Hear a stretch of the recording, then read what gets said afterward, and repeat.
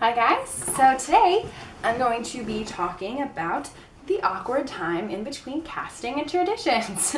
I'm just making a ton of videos right now, so I apologize, I just look the same in every video, but I'm just gonna keep recording myself talking about Disney because I miss it a lot and I'm very nostalgic. But in this episode I'm going to be talking about, as I said in my last video, oftentimes you'll have a day or two, sometimes three, between castings and traditions. And it's very hard because you want to get into the park and go do Disney stuff, but you really can't get into the parks because you don't get your pass until traditions. So I'm just going to be talking about stuff like that in terms of, ideas for you guys as what you can do and how to survive the waiting to actually get into the park. So I'll start with non-Disney activities. So, non-Disney activities that you can do to get into the park.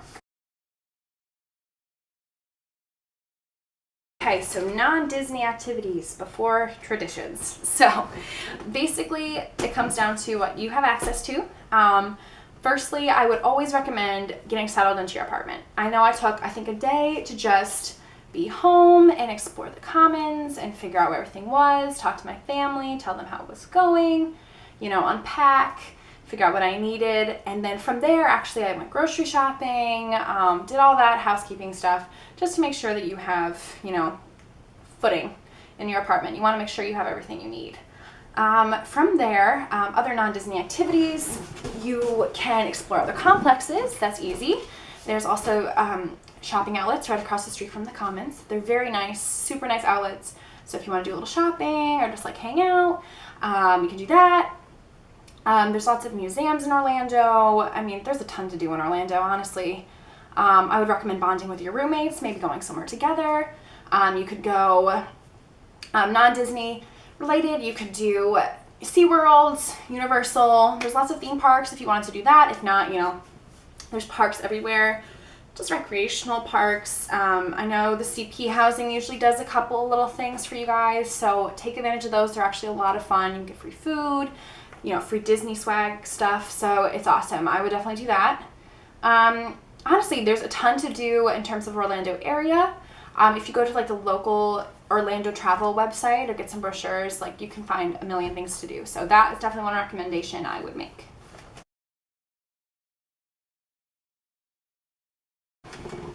Okay, so in terms of Disney, things that are not the park, which is what I would very much recommend other than, getting your apartment ready.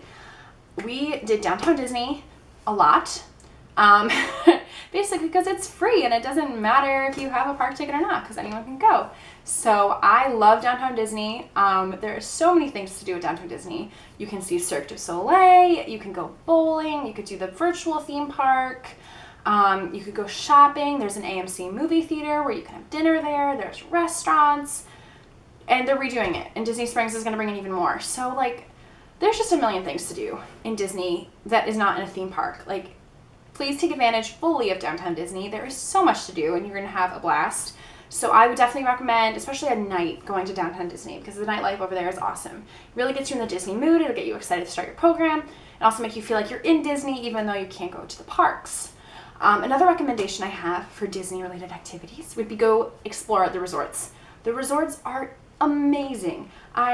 What did I see? I saw, when I was there, I didn't see as many as I wanted to actually, and I was there for a while. I saw Port Orleans, I saw Coronado Springs, I saw Caribbean Beach, Polynesian, Grand Floridian, the Contemporary, Wilderness Lodge, Art of Animation.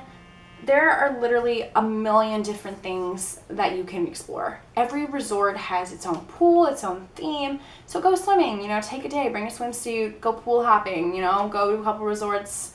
I know I loved going to the Polynesian because they have a water slide that's in a volcano, and I stayed there with my family once. It's very sentimental. You could go, I love going to Grand Floridian because I just feel really fancy at the Grand Floridian. So if you want to do that, go for it. Another great thing about resort hopping, you can take the Disney buses and they'll take you for free to the different parks and the different resorts. So you could always go outside of a park and explore the outside. I know you can see Magic Kingdom gates. You could go, there's just so many things. And also another great find would be the Boardwalk, which a ton of people don't know about, and it's such a shame because it's awesome. The Boardwalk Resort is a resort that actually falls between Hollywood Studios and Epcot. The Boardwalk connects them, so it actually has a walkway to both parks and a boat ride.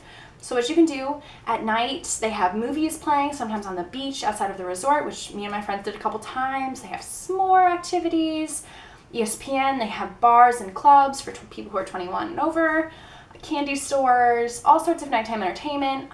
It's a good place. You stand in the middle and you can watch illuminations on one side and you can watch like the Phantasmic fireworks on the other. It's beautiful. It's awesome. It's a really great free thing. You can go and get some of the Disney magic. You can walk the path. You can take the boat to both parks. It's a nice little like half-an-hour ride.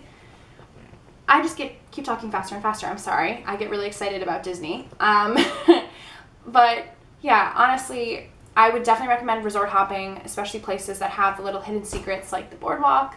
You know, go take advantage of stuff they're doing at the resorts each night. You know, camp out, s'mores, you know, free food, free movies. Like, go take advantage of it. Watch Wishes from the Polynesian beach. You know, do everything you could do, you know, outside of the parks, because, you know, once you get in the parks, it's very exciting, and, you know, obviously that's where you're going to want to be.